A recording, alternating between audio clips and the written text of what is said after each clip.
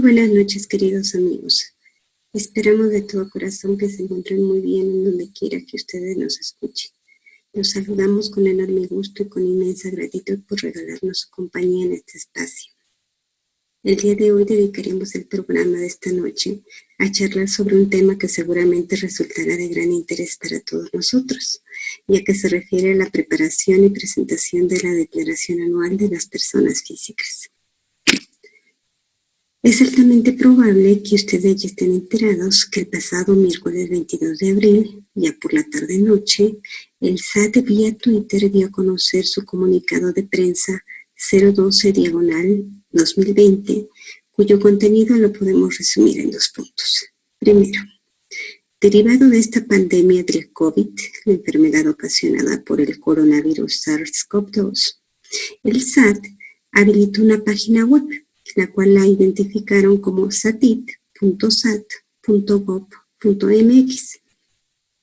La idea era tener una herramienta tecnológica para que los contribuyentes pudieran generar o actualizar su contraseña desde casa y con ello facilitar la preparación de la declaración anual. Pero resulta que conforme a lo que se reconoce en este comunicado, debido a la alta demanda, el sistema se vio rebasado.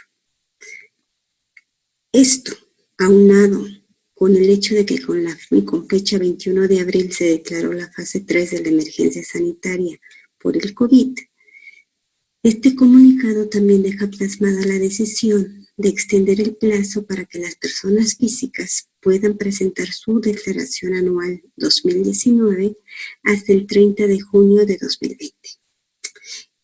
Seguramente ustedes también se dieron cuenta que casi de manera simultánea el propio SAT, pero a través de su portal, publicó la 4ª versión anticipada de la primera resolución de modificaciones a la resolución miscelánea 2020, a través de la cual está incorporando la regla identificada con el número 13.2, mediante el cual se está confirmando la opción que ya se había dado a conocer a los contribuyentes vía Twitter y que acabamos de compartir con ustedes.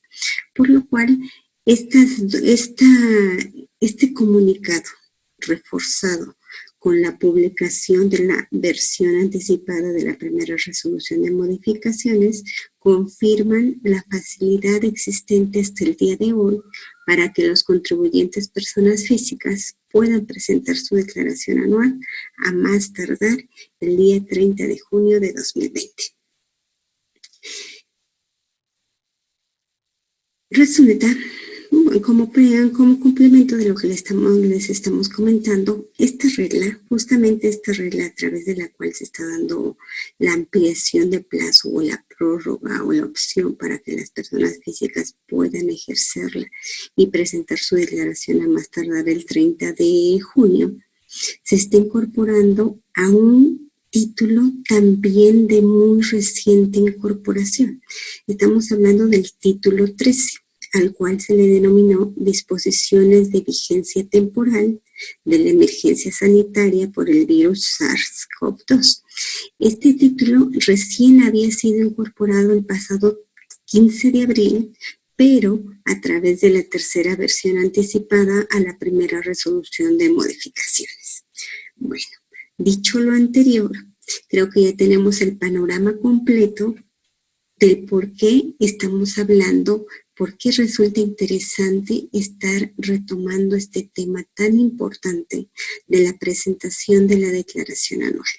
La intención es que todos nosotros tengamos un panorama lo más completo posible para así estar en posibilidad de presentar nuestra declaración de manera correcta y en su caso, si estamos generando un saldo a cargo, podamos pagarlo a más tardar el 30 de junio, o si se está generando un saldo a favor, sepamos cuál es la mecánica correcta de poder obtenerlo, y en caso de no estarlo obteniendo de manera íntegra, es decir, al 100%, saber cuáles serían los mecanismos para que los contribuyentes pudieran recuperar ese saldo a favor.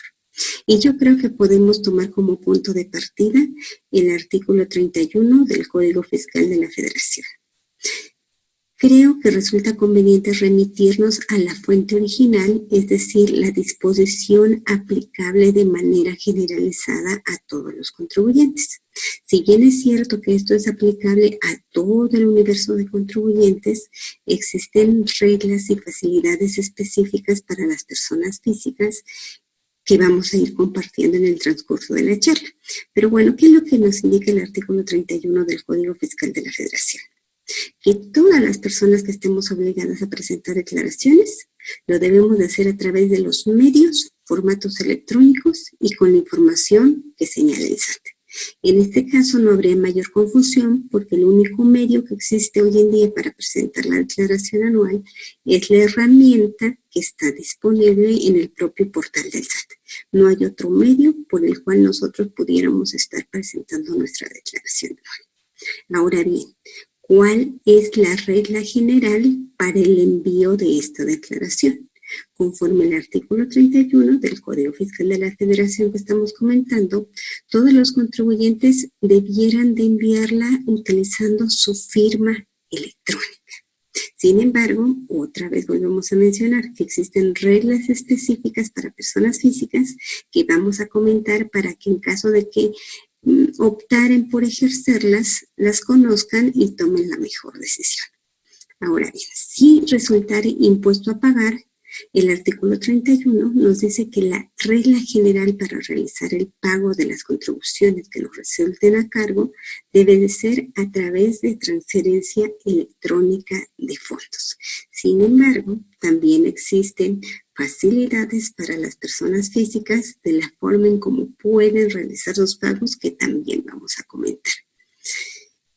Creo que resultaría también interesante si nosotros jamás en nuestra vida hubiéramos presentado una declaración y por primera vez estamos iniciando en este tema y la queremos presentar por nuestra cuenta, o quizá que ya debidamente asesorados vía telefónica con las autoridades del SAT o con la persona de nuestra confianza, saber en dónde deberíamos o debemos de ingresar para comenzar con el llenado, la preparación de esta declaración anual. Si ingresamos al portal del SAT, que creo que ya todo el mundo conocemos, que es www.sat.gov.mx, dentro de la página principal existen menús de acceso rápido. Nosotros encontraremos, una vez ingresando a este portal, lo que se le ha denominado novedades, y dentro de novedades, un acceso rápido que lo conocemos como minisitio Declaración Anual 2019. Una vez que nosotros le damos clic a esa opción, el mismo portal nos va a pedir que nos autentiquemos. ¿Qué quiere decir autenticarse? Es darle los datos, suministrarle la información para que el portal haga las validaciones correspondientes y en caso de proporcionarle los datos correctos, nos dé acceso a esta aplicación. ¿Qué datos nos está solicitando? Nuestro RFC, nuestra contraseña y lo que conocemos como la captura del código CAPTCHA. Una vez que nosotros llenamos estos tres campos, se habilita una página en la cual ya podemos comenzar a verificar el contenido de nuestra declaración. Lo primero que se nos va a habilitar es una pantalla en donde nosotros debemos de verificar que todas esas, existen varias opciones de ingresos, varias casillas de ingresos, mejor dicho. La autoridad, de acuerdo a nuestro propio perfil y de acuerdo a la información que le fue suministrada por terceros, llámesele empleadores, pagadores de intereses, como es el sistema financiero, o por las propias declaraciones que nosotros hayamos presentado durante el transcurso del ejercicio, se nos van a habilitar o se nos van a tener marcadas predefinidamente cierto tipo de ingresos. Este tipo de ingresos nosotros debemos de verificar que realmente correspondan a los ingresos que yo estoy percibiendo. En caso de que nosotros detectáramos de que hay algún ingreso marcado que no nos corresponde, creo que de eso debiera de ser un foco de alerta para que nosotros ingresáramos. El hecho de ingresar no quiere decir que ya estoy aceptando de manera definitiva esos ingresos que están marcados. Significa que yo tengo la posibilidad de ingresar y verificar cuáles son los ingresos y por qué están siendo marcados. En un caso extremo, y lo estoy poniendo así como extremo porque todo pudiera suceder de acuerdo a las experiencias que hemos escuchado. Si nosotros encontráramos marcado la casilla de sueldos y salarios, pero sabemos que en el ejercicio 2019 nosotros no obtuvimos ingresos por ese concepto, sería muy conveniente que nosotros ingresáramos para ver cuál es el retenedor que aparentemente nos está informando, le está informando a la autoridad, mejor dicho, a través de los comprobantes de nómina que nos está pagando ingresos. Porque ya en los propios videochats que la autoridad suele tener, han existido preguntas en las cuales los contribuyentes les manifiestan que aparecen ingresos ingresos por salarios cuando ellos no lo están percibiendo de ese empleador.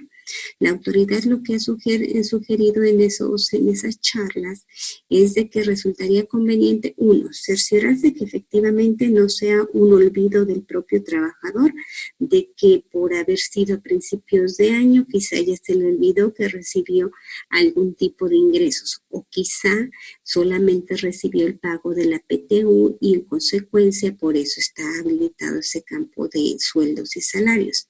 Pero si ya la persona tiene plena certeza de que no recibió ese tipo de ingresos, entonces lo que procedería es hacer ante el SAT, gestionar ante el SAT a través de los medios, de los canales que el mismo SAT tiene habilitado, presentar un aviso de que está percibiendo o que está recibiendo o que están siéndole reportados en su base de datos ingresos que él no reconoce como propios.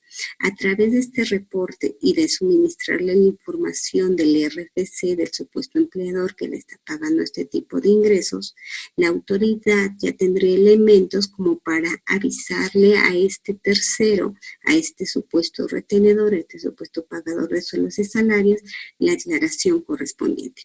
Pero, entonces, ¿cómo podríamos hacer en este supuesto de que la persona en cuestión no reconoce los ingresos por sueldos y salarios que pudieran estar precargados?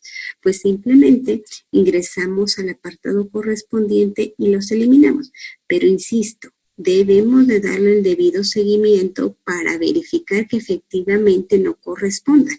No significa que de manera discrecional uno pueda elegir qué ingresos acumular o no.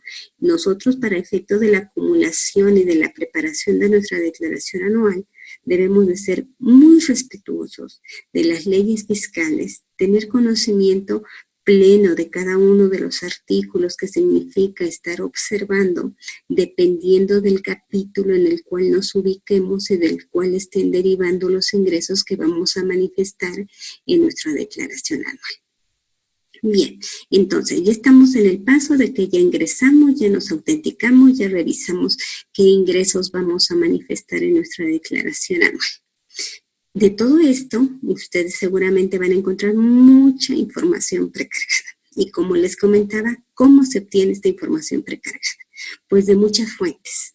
La principal es de aquellos pagadores de sueldos, salarios o conceptos asimilados.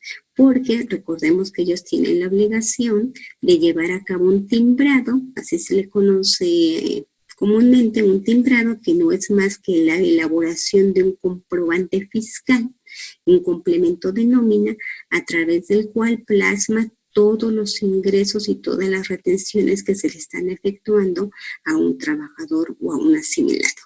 Otro ejemplo de por qué podría existir información precargada puede ser de nuestras propias deducciones personales que hubiéramos realizado en 2019 y que estas personas, al momento de haber emitido un comprobante fiscal y haber identificado en el campo de uso de CFDI una clave relacionada con una deducción personal, automáticamente se cargan previo filtro de la autoridad para cruzarlo una vez habiéndolo cruzado con la clave del producto y servicio. Son dos campos que van de la mano porque debe de existir relación estrecha entre el llenado de los campos de uso del CFDI, que esté relacionado con una deducción personal, y que sea congruente con una clave del producto o servicio que se esté plasmando en el mismo comprobante y que sea congruente con esta deducción personal. Esa sería otra fuente a través de la cual ya se estaría suministrando información a la base de datos del SAT y por lo cual ya estaría precargada. Otro ejemplo, créditos hipotecarios. Las personas que están pagando sus créditos hipotecarios, ya sea el sistema financiero o a otra entidad autorizada, tienen la obligación de expedir, de elaborar un documento que se llama CFDI de retenciones e información de pagos. Al elaborar este documento, que también es electrónico, también alimenta la base de datos del SAT y por la clave del uso del CFDI se identifica como intereses por crédito hipotecario y que es uno de los tantos conceptos que podemos deducir a nivel de deducción personal, a nivel ya de ese rango, ¿no? ¿Cuál sería otra posible fuente de información? Nuestras propias declaraciones que hubiéramos presentado durante el transcurso de 2019. Durante 2019, dependiendo de en el régimen en el cual estemos tributando, si estamos obligados a presentar declaraciones periódicas, a través de ellas fuimos suministrando información mensual para que exista la posibilidad de que en la herramienta de la declaración anual ya se esté vaciando todo lo que nosotros dejamos plasmado en nuestras declaraciones periódicas. Otra posibilidad, el sistema financiero que nos paga intereses. Vimos el caso en que nosotros pagamos intereses por nuestro crédito hipotecario, pero también en el caso de que el sistema financiero pague intereses, tiene la obligación de expedir este mismo documento, que vuelvo a repetir su nombre, CFDI de retenciones e información de pagos, que viene haciendo las veces de lo que antes conocíamos como constancia, la famosa constancia que se utilizaba por todos los que nos hacían algún tipo de retención. Hoy en día tiene una naturaleza de comprobante fiscal, se identifica por el tipo de pago o de retención que nos estén haciendo y esa alimenta la base de datos del SAT con la cual está cargado esa información en la herramienta a través de la cual vamos a realizar nuestra declaración anual. Entonces, quizá ustedes encuentren el mensaje de que existe información precargada, que debemos de revisarla y en su caso complementarla para proceder al envío de nuestra declaración anual. Una vez que nosotros ya revisamos, ya validamos, ya incorporamos, porque hay información que no está, que la autoridad no tiene forma de precargarla porque nos corresponde a nosotros como contribuyentes suministrarla al momento en que estamos haciendo nuestra declaración anual. Entonces, esta declaración, esta información, nosotros estamos obligados a incorporarla. Y una vez que ya incorporamos, ya la revisamos, ya cruzamos con lo que nosotros tendríamos que tener un papel de trabajo a través del cual pudiera servirnos de referencia para que todo va empatando con nuestros registros, resultaría que una vez completado todo este proceso, pudiéramos obtener en nuestra declaración anual 3 posibles resultados. 1, en ceros, es decir, después de haber suministrado toda la información, resulta que no tengo nada a pagar y tampoco nada a favor. ¿Cómo podría resultar esto tan preciso? Pongamos como ejemplo una persona que exclusivamente obtiene ingresos por honorarios. No tiene ninguna deducción personal, no tiene nada adicional que sus ingresos por honorarios. Los ingresos por honorarios, la mecánica es ir acumulando los ingresos mes a mes De manera que en el mes de diciembre quedó acumulado todos los ingresos del ejercicio, todas las deducciones del ejercicio y ya se le aplicó una tarifa anual. Al momento de ya haberle aplicado una tarifa de 12 meses, es decir, equivalente al anual, resultaría que ya debió de haber pagado en diciembre lo que le correspondió hasta ese mes, por lo cual sí existe la obligación de presentar la declaración anual, pero en la declaración anual empataría con lo que yo ya reporté en diciembre y en consecuencia no se generaría ni un importe a pagar ni un saldo a favor. Si existen casos, es totalmente diferente, por favor no confundamos con las declaraciones en cero, las famosas declaraciones en cero que antes se solían presentar con mucha frecuencia, algunas de manera correcta, algunas de manera incorrecta, pero es una situación totalmente diferente. Esto es, sí estoy declarando lo que es, lo que corresponde, lo que procede, pero derivado del propio procedimiento de los pagos periódicos mensuales, equivale ya a haber hecho el cálculo anual y no tengo nada a pagar ni nada a favor. Son los menos casos, pero no digo que no puedan darse. Otro supuesto, resulta que tengo saldo a cargo o, en el mejor de los casos para algunos, tengo saldo a favor. Ya determinamos cualquiera de estos tres resultados. ¿Qué sigue? Enviar la declaración. Ya comentamos que conforme al 31 del Código Fiscal de la Federación, la regla general es enviarla con la firma electrónica. Sin embargo, existen facilidades para enviarla con la contraseña y los vamos a ver más adelante. Pero esto estamos viendo en términos generales cuál es el esquema, los pasos generales como para preparar y para enviar la declaración. Una vez que ya tenemos concluido todo el llenado, ya lo verificamos, todo está perfecto, todo coincide con mis papeles de trabajo, entonces resulta que ya le envío, ya sea con la firma electrónica o contraseña según proceda, y vamos a obtener el acuse.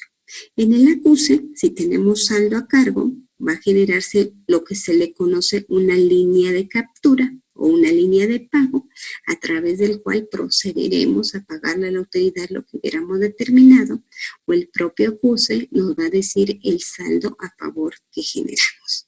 Y con posterioridad podemos descargar ya el contenido íntegro de la declaración.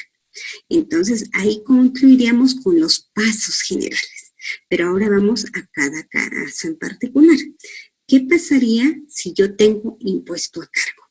Recordando, el artículo 31 nos dice que estos impuestos que resulten a cargo lo tendríamos que pagar con una transferencia electrónica.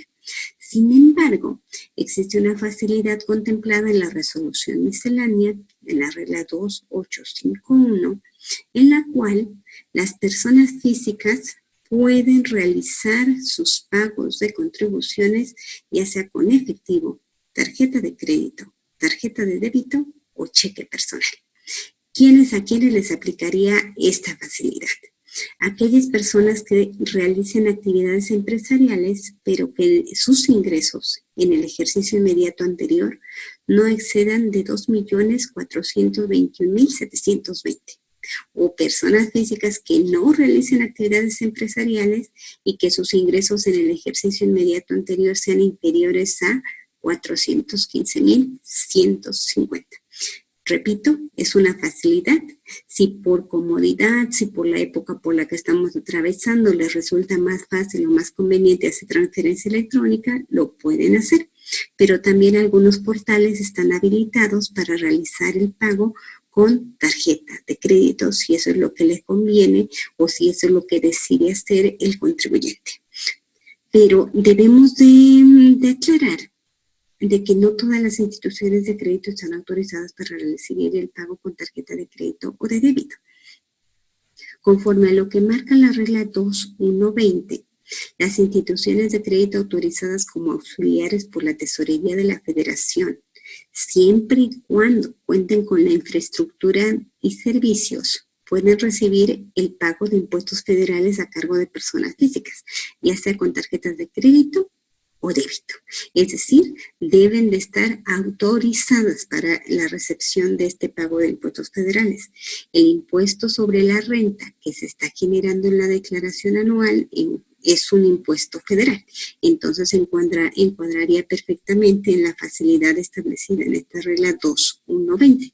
Pero ¿cómo podemos obtener el listado de aquellas instituciones de crédito a las cuales podríamos acudir y efectuar nuestro pago con tarjeta de crédito o de débito, si es lo que nosotros queremos? Pues resulta que en el SAT y en el portal del SAT, si nos vamos al menú de inicio, posteriormente a declaraciones y después consulta las contribuciones federales que puedes pagar con línea de captura, existe un documento nombrado Instituciones Bancarias Autorizadas. Y en la parte final viene una relación de 5 instituciones de crédito que aceptan pagos con tarjeta de débito o de crédito. 2 de ellos, los más grandes, son los que aceptan el pago con ambas modalidades, tanto de débito como de crédito. Otros 2 bancos los aceptan con la tarjeta de crédito y uno más solamente lo acepta con tarjeta de débito. Entonces, para conocer este listado pueden visitar el portal del SAT siguiendo la ruta que ya les comentamos y ver el listado para ver a qué instituciones pueden acercarse. Ahora bien, si no quieren realizar el pago bajo esas modalidades con el uso de la tarjeta de crédito, existe otra posibilidad de pago. La regla 317.4 establece una facilidad que, desde mi punto de vista, para aquellos que quieran hacerla efectiva, puede resultar conveniente, porque comparativamente hablando con una tasa de interés que pudieran pagar con otro tipo de financiamiento, esta puede ser una buena opción. ¿Y en qué consiste? Si les resultara impuesto a cargo, pueden realizar el pago hasta en 6 parcialidades, mensuales y sucesivas. Es decir, no se debe de interrumpir. La primera parcialidad la voy a pagar al momento de presentar mi declaración anual. ¿Cuál es la condición? Que la declaración se presente dentro del plazo. Conforme a lo que ya hemos visto, el plazo para este ejercicio 2019 que se está declarando en 2020 vence el 30 de junio, conforme al comunicado que ya les compartimos en la regla de resolución miscelánea, que aun cuando está pendiente de publicarse en el Diario Oficial de la Federación, ya está publicada dentro del portal del SAT y podemos hacerla efectiva. Bueno, si cumplimos esta condición de presentarla en plazos, podríamos ejercer esta opción de hacer nuestro pago en parcialidades. ¿Cuántas parcialidades máximo podemos ejercer? 6. Es decir, nuestro adeudo, supongamos que resultó un impuesto a cargo de 120,000 pesos y queremos usar hacer el pago en 6 parcialidades. 120,000 pesos lo dividimos en 6, que son los 6 meses en los cuales pretendo pagar estas contribuciones. El resultado es 20,000. Estos primeros 20,000, que sería la primera parcialidad, se van a cubrir al momento de presentar la declaración anual, es decir, a más tardar el 30 de junio. Ahora bien, las siguientes parcialidades, ¿cómo y cuándo las voy a cubrir? Pues resulta que las siguientes parcialidades se deben de cubrir durante cada uno de los siguientes meses de calendario, utilizando para ello un formato que se llama formato de contribuciones federales, que afortunadamente se obtienen simultáneamente al momento de obtener el acuse. Una vez que nosotros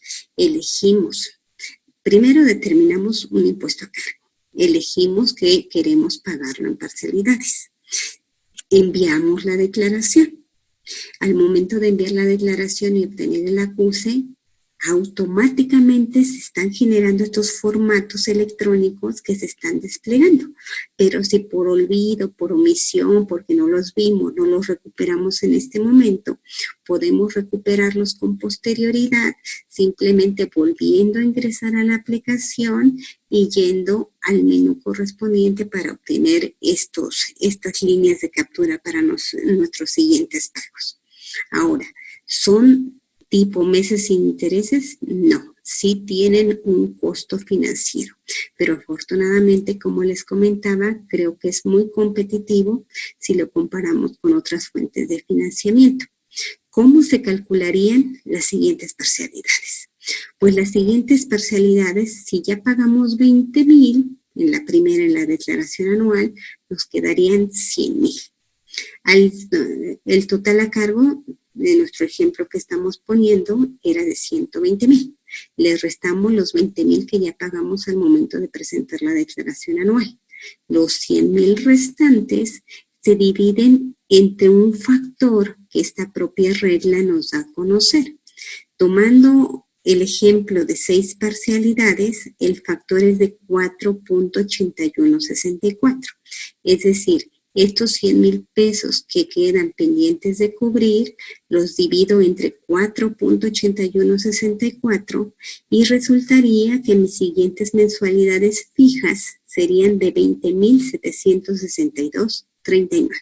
Entonces, ustedes hagan cuenta si es necesario obtener este financiamiento, además que es muy bondadoso, porque a diferencia de otros años en que se tendría, hace ya varios años, por cierto, se tenía que presentar una solicitud, ir a las oficinas por nuestros formatos, esto no requiere mayor trámite, simplemente es con el hecho de que yo elija que decido pagar en parcialidades, presente mi declaración en tiempo e indique cuántas parcialidades, cuántas mensualidades requiero y de manera automática el programa me calcula mi mensualidad y me da mis formatos al momento de concluir el envío. Entonces, puede ser una posibilidad que ustedes pueden hacer uso de ella si es que así les resultare necesario. Ahora, pasamos al otro ángulo. Ya vimos que procede cuando resulten saldos a cargo, pero ¿qué pasaría si tengo un saldo a favor? Pues resulta que un saldo a favor es un derecho que tienen los contribuyentes a obtener, a recuperar, si derivado de la mecánica de cálculo resulta que lo que se le retuvo o que lo que pagó a cuenta durante todo el ejercicio excede al impuesto sobre la renta determinado en el ejercicio. Entonces, este saldo a favor, afortunadamente para las personas físicas desde hace años, se tiene implementado un servicio conocido como Sistema Automático de Devoluciones. ¿Qué quiere decir? Que no tenemos que hacer un trámite adicional para recuperar estos saldos a favor, sino que dentro de las facilidades que la autoridad ha establecido para las personas físicas, con el hecho de manifestarlo y dejarlo plasmado en nuestra declaración anual, podríamos ser sujetos de una devolución automática. Devolución automática equivale a que no tengo que hacer o presentar un formato de devolución adicional. Automático significa que simplemente con presentar mi declaración anual, si resultare procedente ante los ojos de la autoridad, se me regresaría mi saldo a favor, persona física, si es que lo estoy generando. Recordemos que el saldo a favor debemos de tomarlo con la debida responsabilidad. El momento que estamos generando un saldo a favor, el contribuyente debe estar plenamente consciente y ser muy responsable de estar aplicando la regulación fiscal de manera estricta. Es decir, debemos de ser conscientes que el generar un saldo a favor resulta procedente obtener la devolución, pero siempre y cuando se hayan hecho las cosas de manera correcta. Es decir, que conozcamos cuáles son los límites de nuestras deducciones, que hayamos aplicado correctamente, que hayamos acumulado todo lo que se tiene que acumular y que una vez verificado que no existe ningún error, tenemos la certeza de que el saldo a favor que están solicitando resulta totalmente procedente y viable de recuperar. Entonces, insisto, la recuperación de saldos a favor debe de ser un asunto que se tome con toda la seriedad debida. ¿Cómo podemos ejercer este beneficio del sistema automático de devoluciones? La primera condición, utilizar el formato electrónico correspondiente. Como lo dijimos de origen, el único formato disponible para la presentación de las declaraciones es el que está disponible en el portal del SAT, así que no tenemos margen de equivocación. Vamos a utilizar el correcto. Segunda condición, que el saldo a favor sea de hasta 150,000 pesos. Si las personas, su saldo a favor son superiores a 150,000 pesos, no significa que no tienen derecho a recuperarlo. Significa que no serán beneficiados con este sistema automático de devoluciones y que para gestionar su devolución deben de presentar el formato electrónico de devoluciones con todas las formalidades, con todos los requisitos que este trámite implica. No significa, insisto, no significa que se pierde, significa que a este tipo de contribuyentes este sistema automático, esta facilidad, no les resultaría, no sería de aplicación para ellos. Tendrían que hacerlo a través del formato completo o lo que conocemos como formato electrónico de devoluciones. Tercer requisito, que se marque el recuadro de devolución. Y esto resulta totalmente lógico. Si no marcamos que queremos la devolución, obviamente la autoridad no puede adivinar que así estamos optando por ella. Cuarto requisito, que dicha opción se ejerza más tarde el 31 de julio de 2020. Aquí, ojo, no se trata de una ampliación del plazo. No se confundan, o sea, sí existe. La regla general es presentar nuestra declaración anual dentro del mes de abril.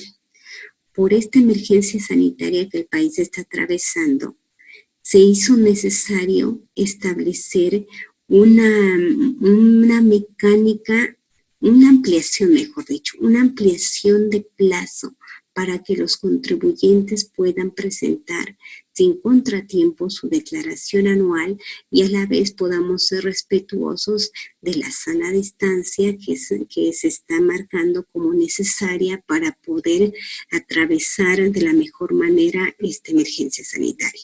Entonces es una facilidad exclusivamente para aquellos contribuyentes que decidan ejercerla. Si no, pueden presentarlo en el momento en que quieran. Si tienen saldo a favor, no significa que se tienen que esperar hasta el 30 de junio. Significa que pueden presentarla más tarde el 30 de junio y que se tendrá por presentada dentro del plazo correcto. Pero si desean ser beneficiarios del sistema automático de devoluciones y están completamente seguros que tienen un saldo a favor, si quieren lo pueden hacer hasta el 31 de julio y con ello seguirse beneficiando del sistema automático de devoluciones. Son dos fechas independientes, pero por favor no se confundan, no se trata de una ampliación de plazo, se trata que exclusivamente cuando se está generando un saldo a favor, tengo la posibilidad de entrar al sistema automático de devoluciones si presento mi declaración a más tardar el 31 de julio. Espero que haya quedado claro, si no todas sus preguntas son bienvenidas. Les recordamos nuestra cuenta de Twitter, @consejero-fiscal. Ahí seguimos en constante comunicación y con mucho gusto de seguir en contacto con ustedes. Quinto requisito, presentar la declaración con la firma electrónica o la firma electrónica portable. Y si ustedes a estas alturas no saben cuál es la diferencia, la firma electrónica es la que hemos utilizado por tantos años, son los que tienen sus archivos de certificado, el archivo llave y la contraseña. La firma portable es aquella que se utiliza en dispositivos móviles y que tiene la misma validez que la firma electrónica. Y ustedes me preguntarán, ¿todos los casos debemos de presentarla con firma electrónica? No. Afortunadamente, existen excepciones o facilidades a través de las cuales los contribuyentes pueden optar por presentar su declaración anual con la contraseña. ¿Cuáles serían esos limitados casos en los que los contribuyentes pueden presentar su declaración anual y no poner en riesgo su saldo a favor, es decir, que la autoridad se los rechazare? Si sus saldos a favor son de hasta 10,000 pesos, pueden utilizar su contraseña para enviar su declaración y esto no será motivo de rechazo y podrán obtener su saldo a favor. Siguiente supuesto. Que su saldo a favor sea superior a 10,000 pesos y hasta 150,000 pesos. Pero aquí existe una condición adicional. ¿Cuál sería esa condición adicional? Que en el momento en que se desplieguen las cuentas bancarias activas, la cuenta clave, recordemos que ya al finalizar, casi al finalizar la declaración, si generamos un saldo a favor, la misma aplicación nos muestra las cuentas claves en las cuales nosotros hemos solicitado en años anteriores que se nos deposite nuestro saldo a favor. Pero, ¿qué pasaría? Podría aquí ver 3 supuestos. 1, que jamás he solicitado saldo a favor y por lo cual no tengo registrada una cuenta clave. Pues aun cuando sea de 10,000 pesos y hasta 150,000 pesos, no procedería el envío de la declaración con contraseña. Tendríamos que estarla haciendo con la firma electrónica. Segundo supuesto. Si tengo cuentas clave registradas a las cuales la autoridad me ha hecho depósitos en ejercicios anteriores, pero resulta que no quiero, por cualquier motivo, que no quiero que sean depositadas en esta cuenta. Entonces, si no queremos que sea depositada en unas cuentas que ya te están precargadas y estamos registramos una nueva, esto significaría, si nuestro saldo a favor está entre 10,000 y 150,000 pesos, que tendríamos que estar enviando nuestra declaración anual con firma electrónica. Tercer supuesto. Si tengo cuentas precargadas, cuentas clave precargadas, pero resulta que esas cuentas bancarias ya las cancelé. Ya tengo un nuevo banco, ya tengo nueva cuenta clave. Significaría que aun cuando mi saldo sea de 10,000 a 150,000 pesos, mi saldo a favor, tendría que estarla enviando con la firma electrónica. Dicho en otras palabras y resumiendo, si mi saldo es de 10,000 a 150,000 pesos, sí puedo optar por enviar mi declaración con contraseña y que eso no sea una limitante para un rechazo para el rechazo de mi devolución automática de saldo a favor. Pero siempre y cuando yo elija una de las cuentas bancarias precargadas en el que la propia herramienta me esté desplegando y en las cuales ya se me haya hecho pago de saldos a favor en ejercicios anteriores. Esperemos que quede claro toda esta explicación para que tomen la mejor decisión de cómo enviar su declaración. Ante cualquier duda, y siguiendo la regla general que vimos desde el principio del artículo 31, ante cualquier duda o cualquier desconfianza o quieren garantizar que no existe ningún obstáculo para su devolución, pues envíen su declaración con firma electrónica si es que cuentan con ella. Creo que estas facilidades sí resultan muy convenientes pero cuando nosotros no contamos con firma electrónica. Si tenemos la firma electrónica, creo que esa es la manera para evitar cualquier confusión y que pueda demorar o incluso ser motivo para el rechazo de nuestra declaración anual. Ahora, ¿qué pasa? Y esto se está presentando con mucha frecuencia. ¿Qué pasaría si la autoridad resuelve devolvernos solo parcialmente el saldo a favor que nosotros solicitamos? Es decir, yo determiné que tenía un saldo a favor de 10 pesos y quizá la autoridad nada más me está devolviendo 7. El SAT, a través del material que tiene publicado en su portal, indica que cuando exista diferencia en la información relativa a retenedores, gastos deducibles o estímulos contra los datos que tiene el propio SAT, pues la devolución puede ser parcial. No significa que ya haya perdido el remanente. Significa que para poder recuperar este remanente que no fue devuelto por la autoridad, yo tendría que hacer el trámite completo, convencional, que ya habíamos comentado, que es a través de lo que conocemos como formato electrónico de devoluciones y vía buzón tributario. ¿Qué significaría esto? ¿Cuál es la gran diferencia? 1. El llenado de un formato electrónico.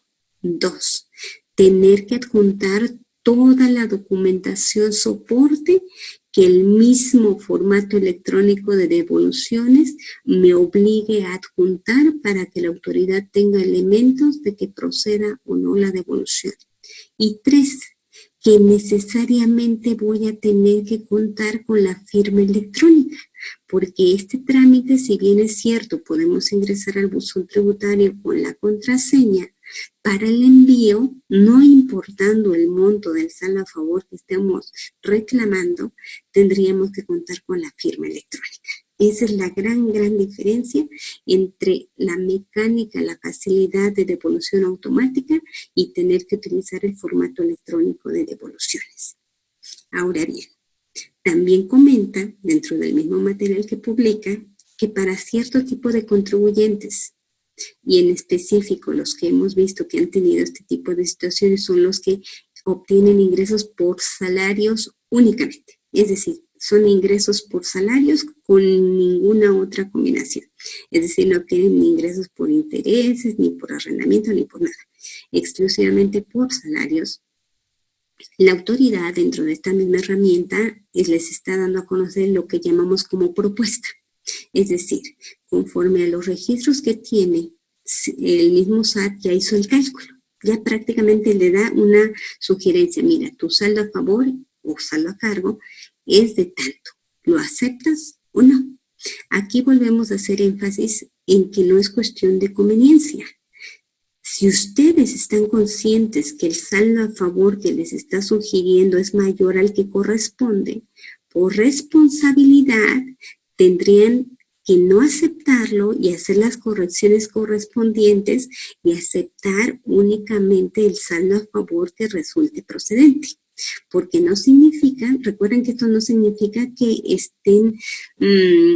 que la autoridad sea responsable del cálculo. El responsable del cálculo siempre será el contribuyente.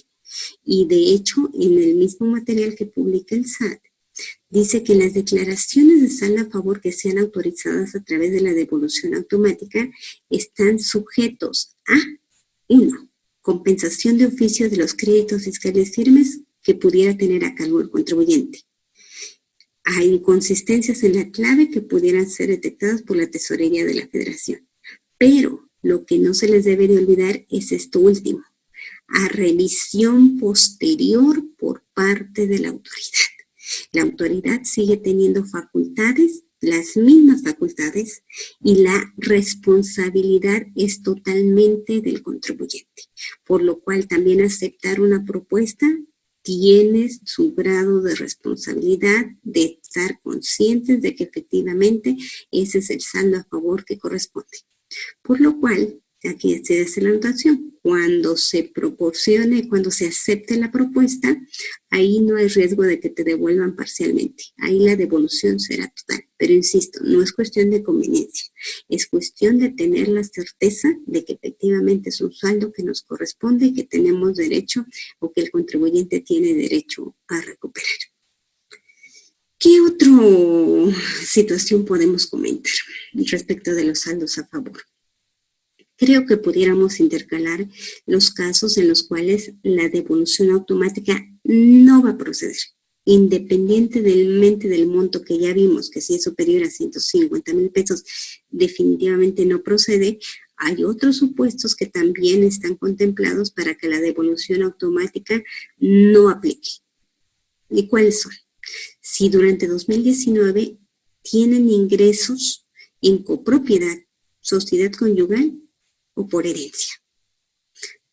Siguiente caso en que no procedería una devolución automática. Si se está presentando una declaración que no es del 2019 y se está generando saldo a favor, ahí debemos de recurrir al método convencional del formato electrónico de devoluciones para recuperar nuestro saldo a favor. Es decir, los saldos a la devolución automática de saldos a favores de saldos a favor únicamente procede cuando estemos presentando una declaración del ejercicio 2019 y a más tardar el 31 de julio.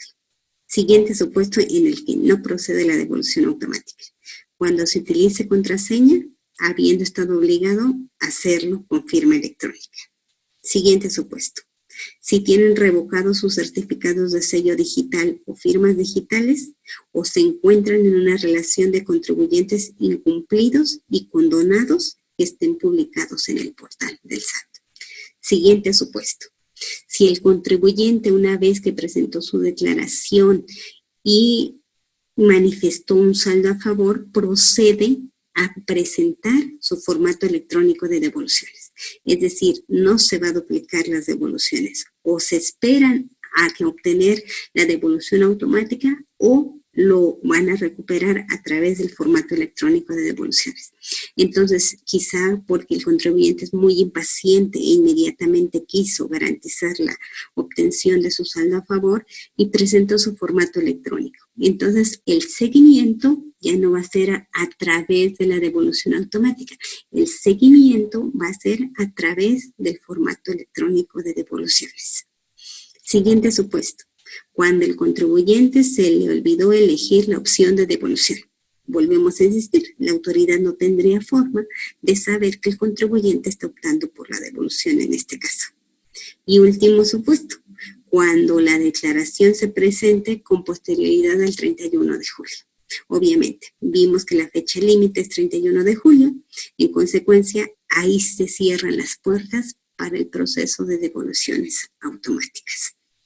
Ahora, ¿cómo podemos saber cómo va el estatus de la devolución de mi saldo a favor? Pues en este minisitio que les comentamos de origen, que está en la página principal del SAT, dentro de novedades y dentro de accesos rápidos, que se llama minisitio de declaración anual, nosotros ingresamos e inmediatamente en la parte inferior aparecen dos opciones. Una, consulta tu devolución y qué puedo deducir. Obviamente nosotros vamos a ingresar a consulta tu devolución. Nuevamente nos van a pedir el RFC, la contraseña, o si queremos con la firma electrónica nos podemos autenticar también, y el famoso código CAPTCHA. Una vez que ingresamos estos datos, nos va a solicitar que le digamos qué tipo de solicitud es. Nosotros vamos a indicar que es una devolución automática de ISR, vamos a indicarle el ejercicio, que en este caso es 2019, y hay una tercera casilla que se llama mostrar solicitudes. Dentro de mostrar solicitudes pueden existir varias opciones. Pueden ser en proceso de revisión, rechazadas, en proceso de pago o cualquier otra. Pero bueno, supongamos que ya cambió el estatus a en proceso de pago y queremos ver cuál es el estatus de pago. Y le damos clic en una opción que se llama buscar. Una vez que le damos buscar, nos va a desplegar todos los saldos a favores, que en este caso pues desde 2019 nada más va a ser uno. Entonces un renglón se va a llenar con todos los datos. Suponiendo que dentro de la información resulte que el importe resuelto sea menor al que ustedes declararon y quieran conocer las causas por las cuales no procedió la devolución total de su saldo a favor, tendrían que posicionarse dentro del renglón correspondiente, y este paso es muy importante porque muchas veces algunos contribuyentes se quedan hasta este paso y ya no saben que hay más posibilidad de obtener información adicional. Si ustedes son meticulosos y leen más abajo, hay una leyenda que dice: da clic en el registro que desees consultar y luego da clic en el botón consultar detalle. Entonces ustedes se posicionan en el renglón correspondiente, le dan un clic y automáticamente se va a habilitar una opción más que se llama consultar detalle. Al momento de decir consultar detalle, es ahí donde van a encontrar si su saldo a favor que están esperando recibir es menor al que ustedes declararon. Ahí es donde se van a desplegar todas las causas que la autoridad está observando o está detectando, por lo cual no resultó procedente la devolución al 100% de su saldo a favor. Entonces, una vez tenido esto, para algunos, yo creo que para la mayoría, se habilita una opción de solventar inconsistencias. ¿Cuáles son esas inconsistencias? Dependerá del tipo de lo que la autoridad haya encontrado. Puede ser discrepancia en ingresos acumulables, en deducciones autorizadas, en retenciones que tenga registradas la autoridad. Pueden ser muchos supuestos. Cada caso va a ser particular y deben de estar monitoreando el caso específico para que con base en ello tengan la posibilidad de solventarlo. Le podríamos llamar que es un proceso simplificado del formato electrónico de devoluciones, porque como ya comentamos, si nosotros tuviéramos que solicitar el saldo a favor a través de este formato electrónico de devoluciones vía buzón tributario, tendríamos que adjuntar toda la documentación electrónica que esté contemplado en este formato. Pero en este caso específico, si lo hacemos por esta vía, lo que tendríamos que estar adjuntando es lo que la autoridad nos está indicando que necesita para resolver la diferencia que no nos fue devuelta. Por ejemplo, resulta que tal vez ustedes clasificaron gastos que la autoridad de origen no había reconocido como deducción personal, pero ustedes están totalmente ya se aseguraron que sí procede la sí procede la deducción de estos gastos. Entonces lo clasifican como deducciones personales.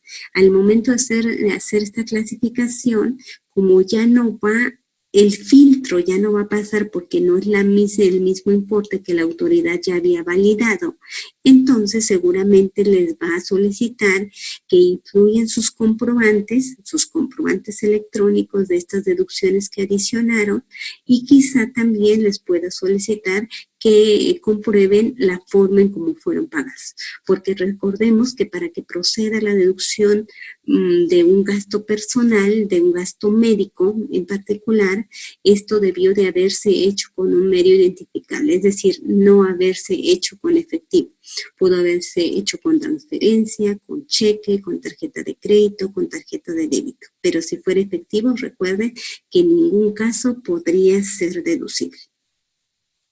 Bueno, entonces, resumiendo, aquellos contribuyentes que no se ubicaran en la posibilidad de beneficiarse con la devolución automática de saldo a favor, o que no les devolvieron al 100% su saldo a favor y no solventaron o no pudieron solventar inconsistencias a través de este módulo al momento de consultar el resultado de la devolución, y que justamente acabamos de platicar, irremediablemente van a tener que hacerlo a través del formato electrónico de devoluciones, Para ello, insisto, necesitamos contar con la firma electrónica para poder realizar el envío y resulte procedente el haber iniciado con este trámite de devolución. Hasta este momento, creo que ya hemos visto a grandes rasgos cuál es el esquema general de la presentación de la declaración anual. Pero hay muchísima más información relativa a datos informativos, a la forma en que yo tengo que plasmarlos en la declaración anual si me ubico en alguno de los supuestos que la ley me obliga a informarlos.